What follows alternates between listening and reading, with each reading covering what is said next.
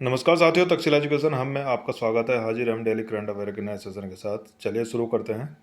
राष्ट्रीय एकता दिवस कब मनाया जाता है? राष्ट्रीय एकता दिवस 31 अक्टूबर को मनाया जाता है। 31 अक्टूबर को राष्ट्रीय एकता दिवस प्रतिवर्ष 31 अक्टूबर को भारत में मनाया जाता है। इस दिवस को सरदार वल्लभ भाई पटेल की जयंती को चिन्हित करने के लिए मनाया जाता है, जिनकी भारत के राजनीतिक एकीकरण में प्रमुख भूमिका थी। तो इसलिए ये 31 अक्टूबर को राष्ट्रीय एकता दिवस मनाया जाता है। Very very important. अक्टूबर महीने के इंपॉर्टेंस डे: 2 अक्टूबर अंतर्राष्ट्रीय अहिंसा दिवस, 5 अक्टूबर विश्व शिक्षक दिवस, 7 अक्टूबर विश्व कपास दिवस, 8 अक्टूबर देख लीजिए भारतीय वायुसेना दिवस। उसके बाद है 11 अक्टूबर अंतर्राष्ट्रीय बालिका दिवस। उसके बाद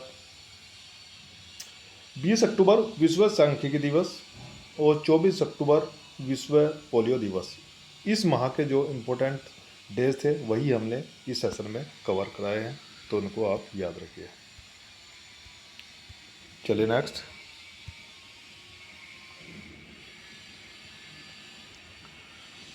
किसने ग्रीन हाउस गैस बुलेटिन जारी की? तो एक ग्रीन हाउस गैस एक मैगजीन जारी की गई है, वो की गई है WMO। WMO का फुल फॉर्म है वर्ल्ड मेट्रोलॉजिकल ऑर्गेनाइजेशन। इसकी स्थापना हुई थी 23 मार्च 1950 में। हेडक्वार्टर है जेनेवा स्विट्जरलैंड में और इसके सेक्रेटरी जनरल है Celeste Saulo. Very very important. आगे है, कौन एशियाई आर्म रेसलिंग कप 2024 में विजेता रहा? तो कजाकिस्तान जो है एशियाई आर्म रेसलिंग कप 2024 का जो है विजेता देश रहा है। नेक्स्ट। किसे NDMC का चेयरमैन नियुक्त किया गया? NDMC new Delhi municipality council के चेयरमैन जो है नियुक्त किए गए हैं केशव चंद्रा। कुछ नियुक्ति से संबंधित फैक्ट है।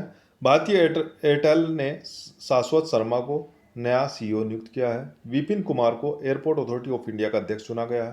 नेक्स्ट है, मजर आसिफ को जामिया का कुलपति नियुक्त किया गया। नेक्स्ट, डॉक्टर हिमांशु पाठक को ICRI SAT का महानिदेशक नियुक्त किया गया। प्रणव चावड़ा को JP मॉर्गन चेस इंडिया का CEO नियुक्त किया गया। पैम कौर HSBC की पहली महिला CFO नियुक्त की गई। विक्रम देवदत्त ने कोयला सचिव का पदभार संभाला है। नेक्स्ट है, अभ्युदय जिंदल को इंडियन चैम्बर ऑफ कॉमर्स का अध्यक्ष चुना गया। तो ये थी महत्वपूर्ण नियुक्तियां। आगे है, किसने YouWin पोर्टल का राष्ट्रव्यापी शुभारंभ किया है? YouWin पोर्टल जो है भारतीय प्रधानमंत्री नरेंद्र मोदी ने YouWin पोर्टल का राष्ट्रव्यापी शुभारंभ किया है।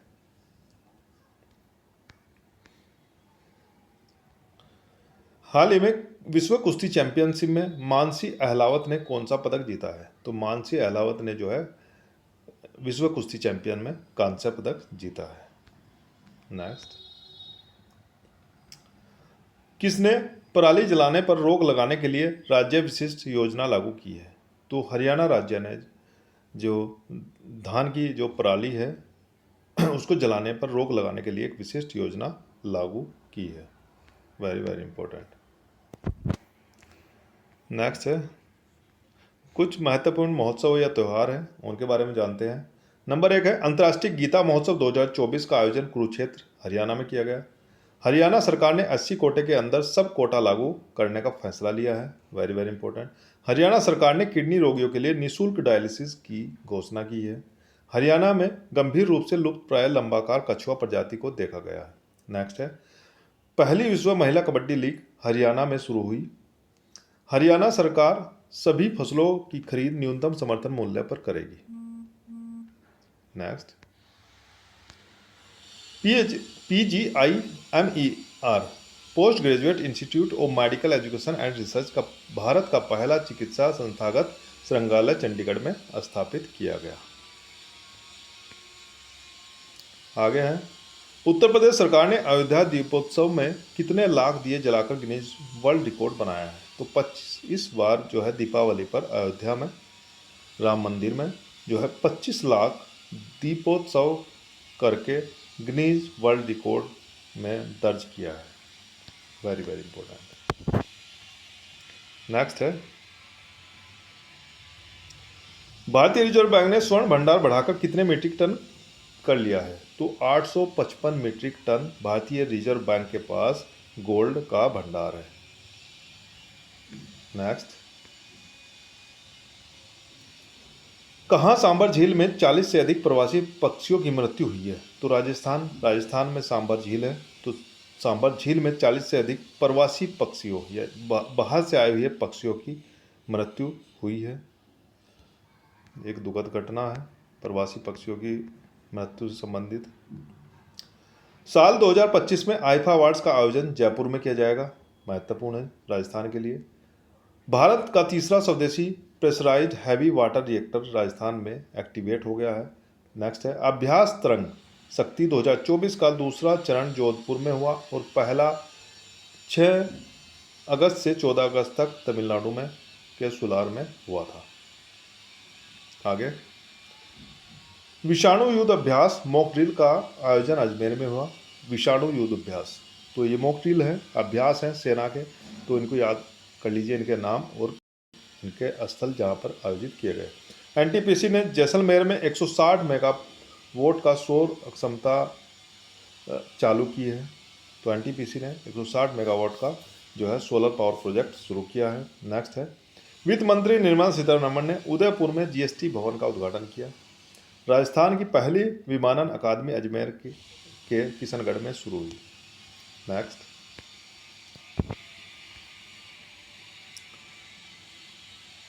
एस पुट्टुस्वामी का निधन हुआ। वे कौन थे?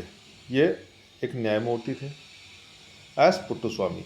इनके द्वारा Puttaswamy versus government of India के एक अगेंस्ट में एक रिट डाली गई थी, जो इन्होंने राइट ऑफ प्राइवेसी का जो राइट मिला है, मौलिक अधिकारों में जो संविधान में जो ऐड किया गया है, वो इनके द्वारा डाली गई रिट के द्वारा ही जो है राइट ऑफ प्राइवेसी का एक्ट हमें मौलिक अधिकार के रूप में मिलता है। तो वेरी वेरी इंपॉर्टेंट।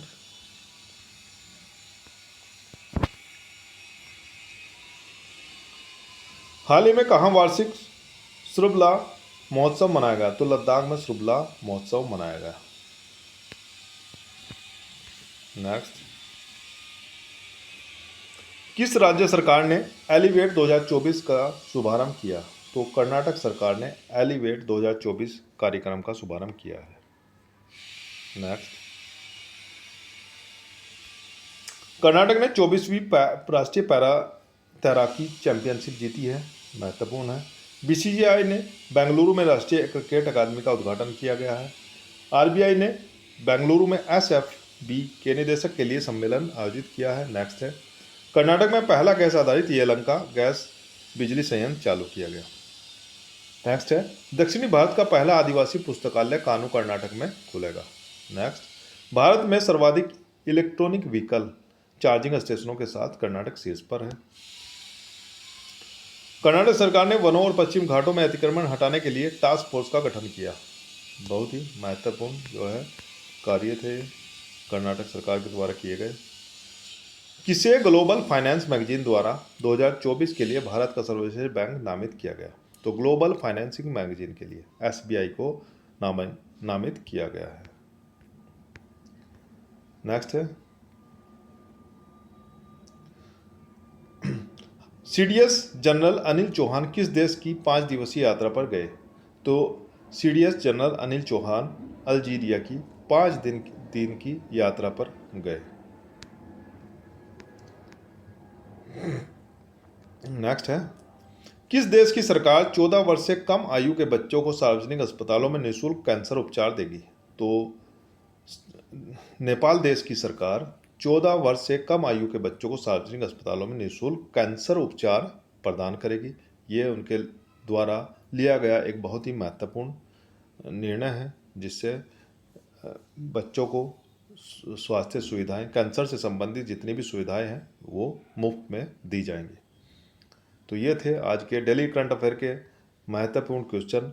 तो बने रहिए हमारे साथ तक्षशिला एजुकेशन हब में। धन्यवाद।